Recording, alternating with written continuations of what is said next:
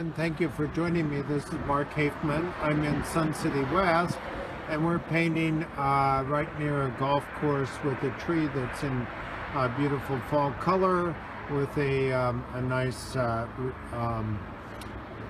sort of a lake here with a clubhouse in the background and lots of trees. So here's what I've done with it. I have painted as well the clubhouse and the trees and the lake, and so you can see that I added, the secret is to finish all the water and then add the trees reflected in the water at the last minute. I almost didn't put in the reflections, and I may not have had to, because sometimes when the wind is blowing the reflections aren't very strong, and but sometimes the reflections are a little stronger.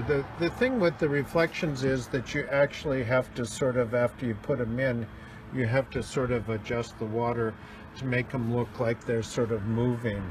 That's a big issue, and it's not real easy to do, because it's easy when you put the reflections in to get sort of a smeary mess, as you can see.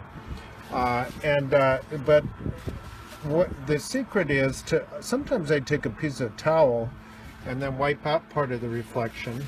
The part that's really dark I try to wipe out a little bit, and try to get some of that color that's underneath coming through. It's not real easy, and I sort of like the composition a little better before I put the reflections in, I have to say.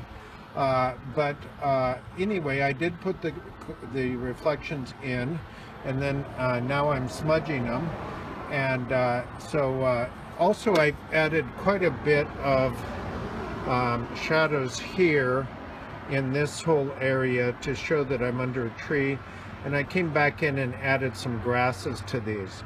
I also sort of just drew these as balls. They're actually quite manicured, and highlighted the side that's close to the light, and then just put shadows in on the dark side.